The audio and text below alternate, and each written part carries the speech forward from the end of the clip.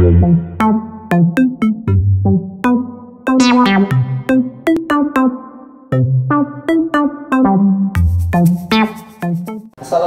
warahmatullahi wabarakatuh. Alhamdulillahirabbil alamin wa bihi nasta'in wa ala umuri dunya waddin. Assalatu wassalamu ala asrafil anbiya'i wal mursalin sayyidina wa maulana Muhammadin wa ala alihi wa sahbihi ajma'in. Qala Allah ta'ala fil Qur'anil Karim wa huwa asdaqul qailin. A'udzu billahi minasy syaithanir rajim. Bismillahirrahmanirrahim. Ya ayyuhalladzina amanu kutiba alaikumus syiyam kama kutiba alal ladzina min qablikum la'allakum tattaqun. Wa qala Rasulullah sallallahu alaihi wasallam kam min sha'imin laisa lahu min siyamihi illal ju'i wal atasi. Sadaqallahul azim wa sadaqa rasuluhul karim wa nahnu ala dzalika minasyakirin wasyahidin. Pertama-tama mari sama-sama kita panjatkan puji syukur kehadirat Allah Subhanahu wa taala yang sudah memberikan kepada kita nikmat yang begitu banyak. Nikmat iman tentunya yang pertama, sehingga sampai saat ini kita masih bisa melaksanakan salah satu di antara perintah Allah yang disebutkan di Al-Quran tadi untuk kita laksanakan sebagai seorang yang beriman, yaitu puasa Ramadan. Nikmat yang lainnya tentunya juga wajib untuk kita syukuri, baik nikmat kesehatan maupun nikmat kekuatan. Salawat dan salam semoga selalu tercurah ke haribahan junjungan kita Nabi besar Muhammad sallallahu alaihi wasallam yang sudah membawa risalah Islam kepada kita sehingga kita bisa menjadi orang yang beriman dan memeluk agama Islam. Pada pagi hari ini Bapak akan lanjutkan materi untuk kegiatan pesantren Ramadan kita, yang mana yang kemarin sudah dijelaskan tentang masalah tentang wudu, tentang ibadah mahdoh, dan tentang kayak apa kewajiban kita terhadap orang tua. Adapun pada pagi hari ini materi kita adalah tentang puasa. Puasa ini apa yang sekarang sedang kita hadapi. Tapi perlu diketahui bahwa puasa yang terjadi atau puasa Ramadan ini pertama kali diwajibkan terhadap umat Islam pada bulan Sya'ban, tahun kedua daripada hijrahnya Rasul sallallahu alaihi wasallam. Maka sejak saat itulah puasa Ramadan diwajibkan terhadap orang Islam. Kalau sebelumnya puasa sebagaimana disebutkan di dalam ayat Al-Quran tadi, bahwa ada puasa-puasa tetapi tidak diwajibkan terhadap umat Islam, baru diwajibkan pada waktu tahun kedua daripada hijrah, setelah turunnya surah yang tadi Bapak bacakan, ya ayyuhalladzina amanu, sampai habis. Baik, Bapak akan lanjutkan tentang puasa. Jadi yang namanya puasa ini kita harus tahu dulu pengertiannya seperti apa.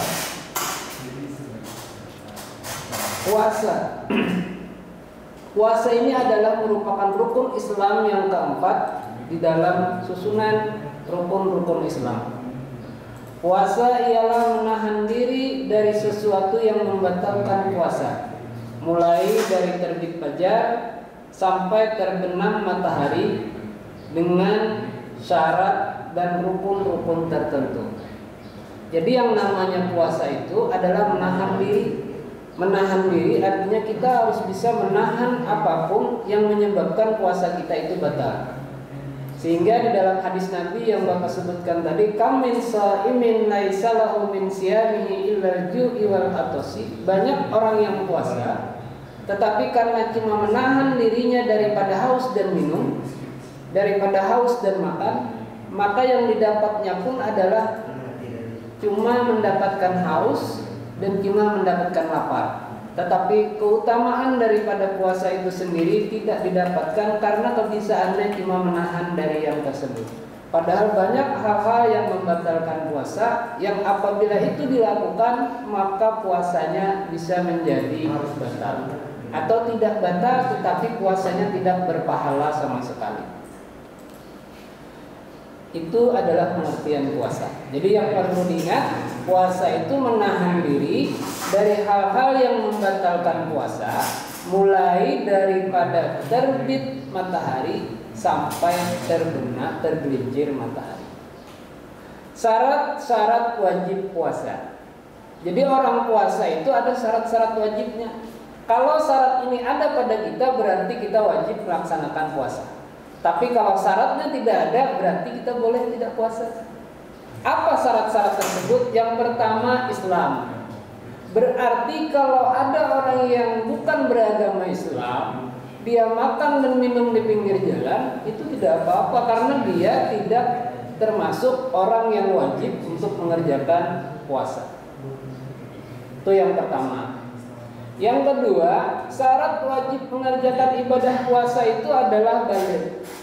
Balik ini adalah orang yang sudah mencapai ketentuan mewajibkan dia untuk melaksanakan hukum-hukum Islam.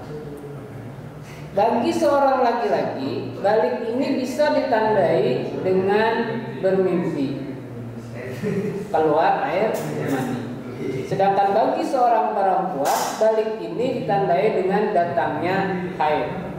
Ini dinamakan balik.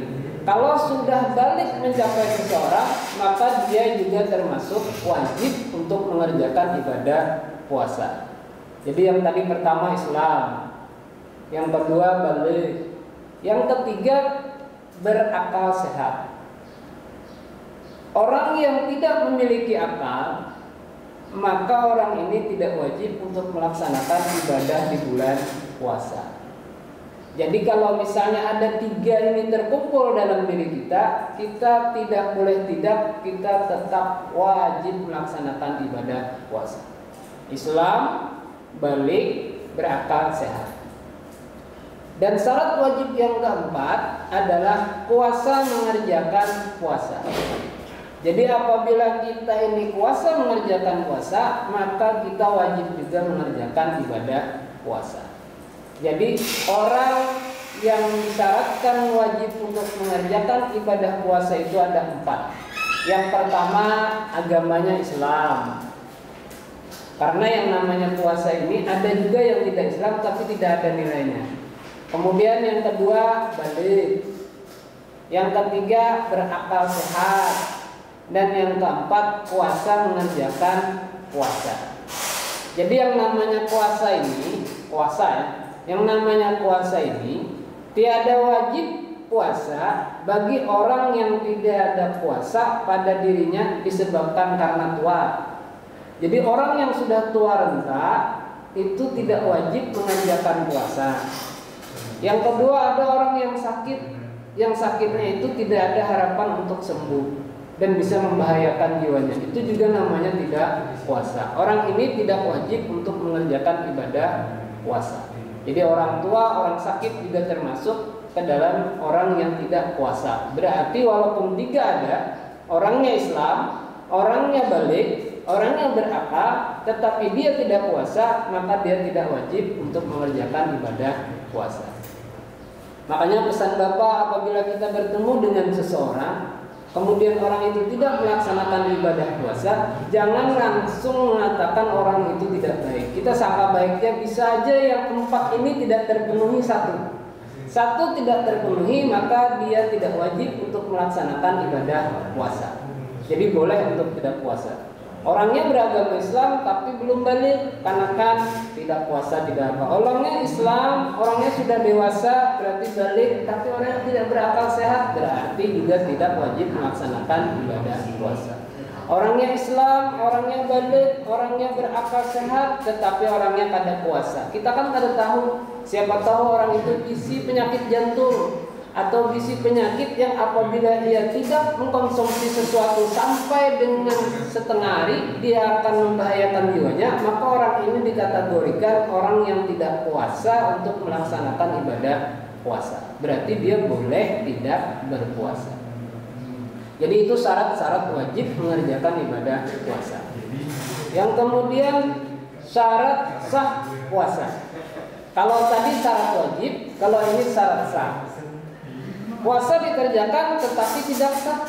Siapa yang mengerjakan puasa tapi tidak sah puasanya, itu yang pertama orangnya Islam. Kalau tidak Islam maka puasanya tidak sah, walaupun dia mengerjakan sama seperti kita, menahan diri dari mulai terbit fajar sampai tergelincir matahari, tetapi tidak orang Islam, maka puasanya tidak sah. Yang kedua, orangnya berakal.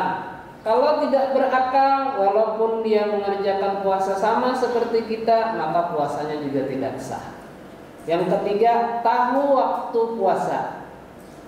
Berarti orang yang tidak mengetahui waktu puasa atau orangnya itu ragu-ragu. Contoh, kita berada atau terkurung di dalam gua. Kita tidak bisa membedakan mana siang, mana malam.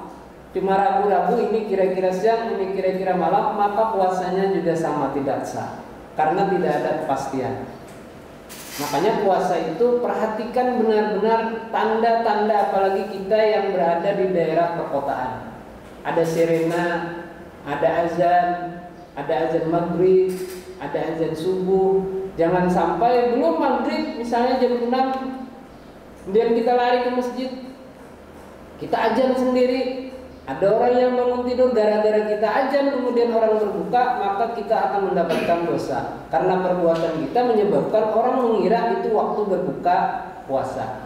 Jadi hati-hati, jangan sampai semenit pun sebelum berbuka kita berbuka maka batal puasanya. Itu sama misalnya contoh ada perempuan itu kan datang haidnya tidak tahu kapannya. Pas pada waktu orang yang baca astagfirullahaladzim, astagfirullahaladzim, tapi belum lagi ada tanda berbuka puasa dan dia datang bulan atau datang haid, maka puasanya pada hari itu batal atau tidak sah, walaupun cuma tinggal menunggu detik-detik berbuka puasa. Yang keempat, yang tidak sah itu adalah yang keempat, syarat sah puasa itu adalah suci dari haid dan nifas. Berarti orang yang dalam keadaan haid atau orang yang dalam keadaan nifas itu tidak sah puasanya. Nah, ini bedakan antara syarat sah puasa dengan syarat wajib puasa. Jumlahnya sama 4. Kalau syarat-syarat wajib puasa tadi, 1 Islam, yang kedua baligh, yang ketiga berakal, yang keempat puasa mengerjakannya. Sedangkan syarat sah Islam, berakal, tahu waktunya, dan kemudian suci dari haid dan nifas. Itu syarat sah untuk mengerjakan puasa. Kita lanjutkan. Kemudian rukun-rukun ibadah puasa. Ketika kita mengerjakan puasa, ada 2 rukun. Yang namanya rukun itu apabila tidak kita kerjakan, maka puasa kita batal. Jadi hati-hati dengan rukun. Karena tertinggal 1 rukun, maka puasa kita tidak ada artinya. Artinya puasa kita tidak bernilai di mata agama. Apa aja rukun-rukun puasa itu? Yang pertama, rukun puasa adalah niat mengerjakan puasa. Jadi jangan dianggap enteng niat. Walaupun sambil bergayaan, ketika selesai sholat taraweh berjamaah di masjid, baca niat, maka itu sudah mencukupi, namanya niat. Niat mengerjakan puasa. Biasanya kan setelah selesai sholat taraweh atau witir, kita sama-sama dengan imam membaca nawaitu shauma ghadin an ada'i fardhi syahri Ramadan hadhihi sanati lillahi ta'ala. Lafal niat itu disebutkan di dalam hati, maka itu sudah bernilai niat. Jadi kalau sampai niat tidak terbaca, maka berarti kita tidak bernilai puasa. Dan ini bedanya antara puasa Ramadan dengan puasa sunnah. Kalau puasa Ramadan atau puasa-puasa yang wajib, itu wajib melafalkan niat di malam hari. Ini menurut buku fikih ya, menurut ulama yang sudah muktamad. Artinya ketika kita melaksanakan ibadah puasa Ramadan, maka niat itu wajib kita ucapkan sebelum tibanya waktu subuh.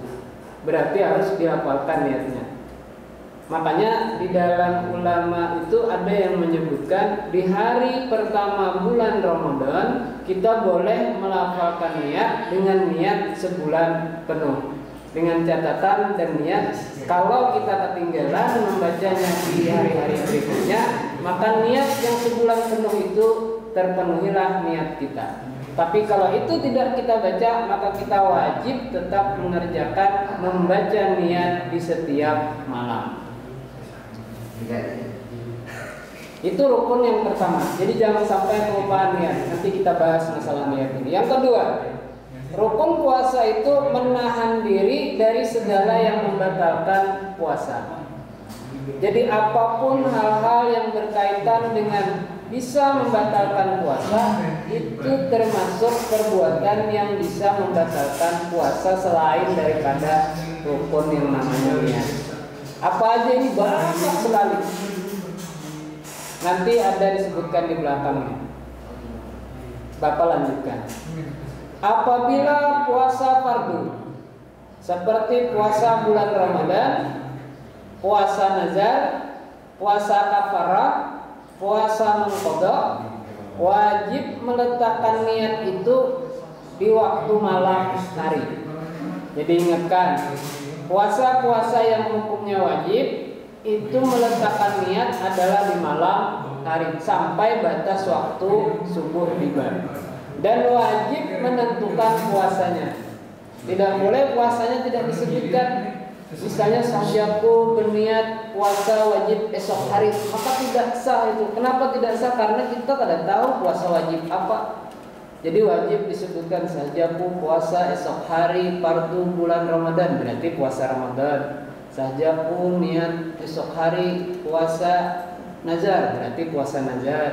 Sahajaku puasa wajib qadha, berarti mengqadha. Tapi kalau tidak disebutkan, maka tidak termasuk niat dalam puasa. Ini contoh. Contoh yang sempurna. Contoh niat. Nawaitu shauma ghadin an ada'i fardhi syahri Ramadan hadhihi sanati lillahi ta'ala. Sahajaku puasa pada esok hari daripada bulan Ramadan pada ini tahun karena Allah Ta'ala. Itu niat yang sempurna. Nanti bisa juga dirubah kalau misalnya puasanya puasa qadha. Sahajaku puasa esok hari daripada mengqadha bulan Ramadan fardu karena Allah Ta'ala. Itu berarti niat qadha. Niat nazar sama seperti itu juga. Tanpa ditentukan niat puasa apanya, maka puasanya tidak bernilai atau tidak dianggap niat. Sama dengan sholat. Sholat itu kalau niatnya salah, maka sholatnya pun bisa jadi tidak sah. Kita bangun malam-malam, tapi kada tahu sahajaku sembahyang 2 rakaat, sembahyang apa? Atau misalnya zuhur, karena pikirannya kesana kemari, akhirnya zuhur terbaca niat asar, maka sholatnya tidak sah. Sahajaku usolli sholat al-asri, padahal zuhur, karena bahapal membacanya atau kada ingat, kalau itu dibacanya asar, maka tidak sah sholatnya. Sholat isya dibaca maghrib, sholat maghrib dibaca isya, maka itu juga tidak sah sembahyangnya, karena niatnya tidak sama dengan yang dikerjakan. Apalagi kalau misalnya maghrib terbaca isya, usolli sholat isya 4 rakaat, sekali sembahyang maghrib, maka niatnya 4 rakaat sembahyang maghrib, sekalinya isya. Kalau isya dikerjakan maghrib, itu juga tidak benar niatnya. Makanya hati-hati dengan niat. Kemudian apabila puasanya puasa sunat seperti puasa hari bulan Syawal, maka tiada ditentukan atau tidak disyaratkan meletakkan niat itu pada malam hari. Tapi sah saja mengerjakan niat itu sampai hampir terbenam matahari. Nah, ini bedanya. Selama tidak melaksanakan hal-hal yang bisa membatalkan puasa. Kita mau puasa sunat, misalnya puasa Senin Kamis, dari mulai subuh kita tidak makan apa-apa tidak minum apa-apa, tidak mengerjakan hal-hal yang membatalkan puasa, kemudian sore baru kita berniat mau mengerjakan puasa sunat Senin atau puasa sunat Kamis, sah. Karena yang namanya puasa sunat boleh diniatkan sampai waktu sore dengan catatan tidak melakukan atau tidak mengerjakan hal-hal yang bisa membatalkan puasa. Tapi kalau sudah minum maka tidak boleh. Jadi kalau bedanya antara puasa fardu atau puasa wajib dengan puasa sunat, yang jelas itu letaknya adalah di niat. Kalau puasa yang wajib, niatnya itu wajib dikerjakan sebelum waktu subuh batasnya. Tapi kalau puasa sunat itu boleh dikerjakan sampai waktu asar pun boleh. Kita tidak makan apa-apa, pada minum apa-apa, asik itu karena kada lagi makanan. Akhirnya sore, kayaknya baik puasa aja, saya cukup puasa. Karena kita menunggunya maghrib hanya hendak minum, maka itu sudah dinilai sama dengan nilai puasa sunat.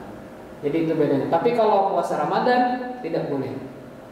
Kita guring mulai dari maghrib, guring, bangunnya zuhur.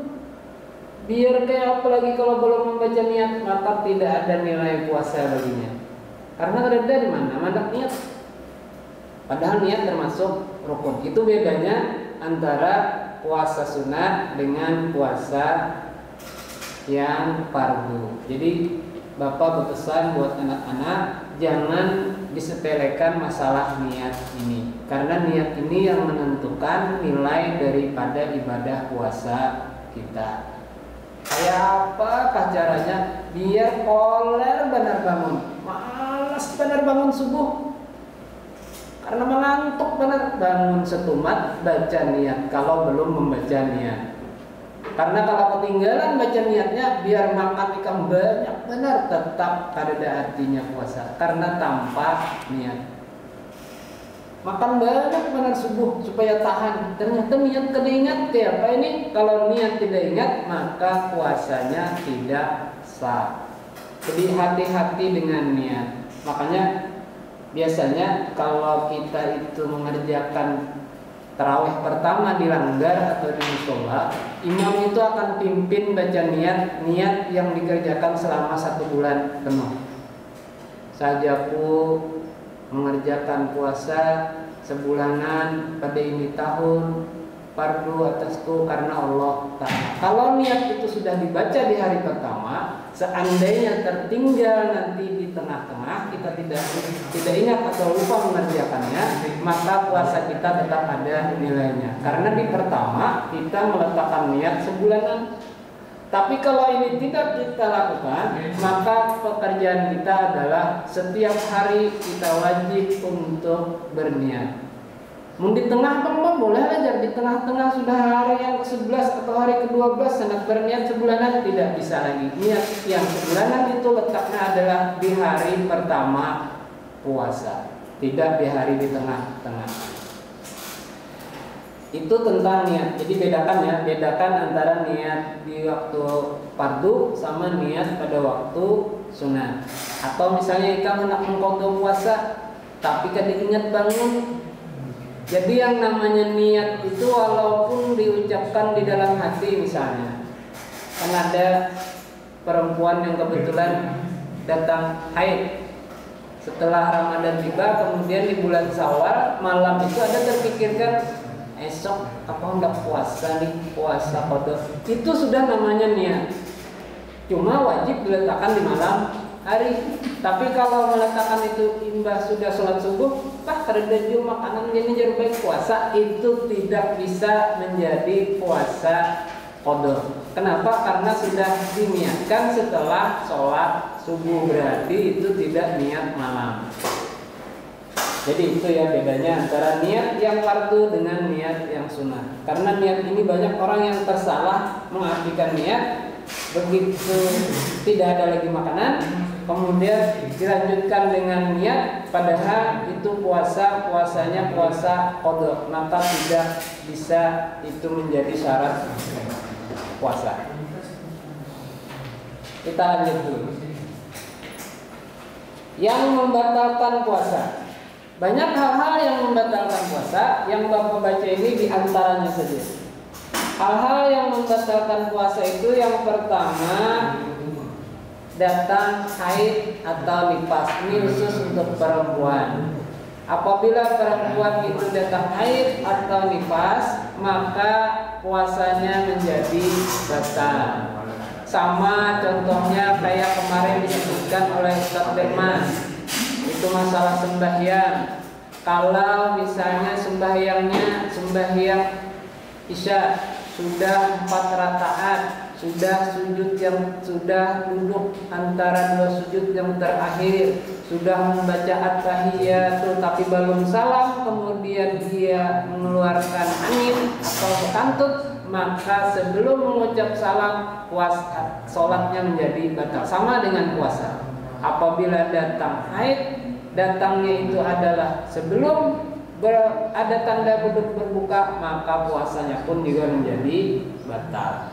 Itu yang pertama, datang bulan atau haid dan nifas. Yang kedua, yang membatalkan puasa itu adalah gila. Orang gila yang datang di tengah-tengah pada waktu siang hari, maka juga akan batal puasanya. Ya, ada penyakit gila itu yang datang kena biasa-biasa kena bisa jadi gila. Nah, pada waktunya datang, maka orang itu batal puasanya. Jadi kalau sudah datang gilanya, maka puasanya batal. Jadi 2 tadi ya. 1, yang pertama datang haid membatalkan puasa. Yang kedua, gila juga menjadikan puasa jadi batal. Karena yang namanya gila ini ada yang gilanya gila datang-datangan, ada yang gila dari awal. Kalau ini kan sudah jelas kalau gila dari awal. Yang ketiga, yang membatalkan puasa itu murtad. Orang yang keluar dari agama Islam di tengah-tengah bulan Ramadan juga membatalkan puasa, itu sudah jelas, tidak perlu kita bahas. Kemudian yang keempat, muntah dengan sengaja. Jadi kalau muntah itu karena tidak sengaja, maka puasanya tidak batal. Tapi kalau muntahnya dengan sengaja, maka muntahnya itu jadi membatalkan puasa. Kayak apa muntah dengan sengaja?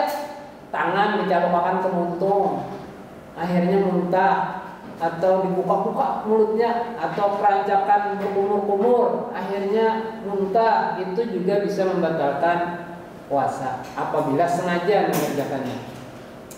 Kemudian yang kelima, yang membatalkan puasa itu bersetubuh dengan sengaja.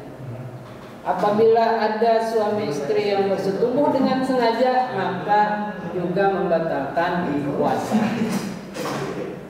Sengaja. 5, yang keenam, keluar mani sebab bersentuh-sentuhan. Jadi kalau termimpi di siang hari bagi laki-laki ini tidak membatalkan puasa. Tapi kalau misalnya keluar mandinya gara-gara berduduk betatai lawan perempuan, seorang laki-laki, maka ini bisa jadi sebab membatalkan puasa. Walaupun tidak melakukan apa-apa, tapi gawil, akhirnya terangsang serongan, begitu terangsang lalu keluar air mani. Ini juga dinamakan mengeluarkan air mani dengan sengaja. Apalagi dijapai-japai serongan, diputar-putar, akhirnya keluar mani, itu juga membatalkan puasa. Karena itu berarti sengaja supaya keluar air mani. Yang ketujuh, memasukkan sesuatu ke dalam rongga mulut. Jadi kalau kita memasukkan sesuatu itu dengan sengaja ke dalam mulut, itu juga membatalkan puasa. Tapi kalau tidak sengaja, maka ini hukumnya tidak membatalkan puasa.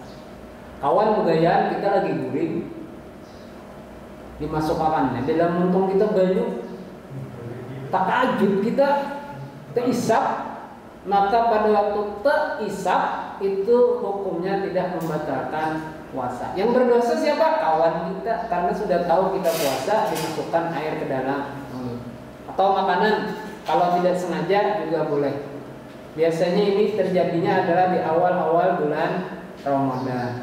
Karena baru pertama kali puasa, akhirnya kebiasaan begitu di dapur ada makanan langsung dimakan tanpa ingat bahwa itu ia sedang puasa di bulan Ramadan. Maka ketika ingat, ia wajib berhenti melakukan kegiatan makan, juga tidak membatalkan ibadah puasa. Nah, itu ada 7 hal-hal yang bisa membatalkan ibadah puasa kita. Bapak ulang lagi.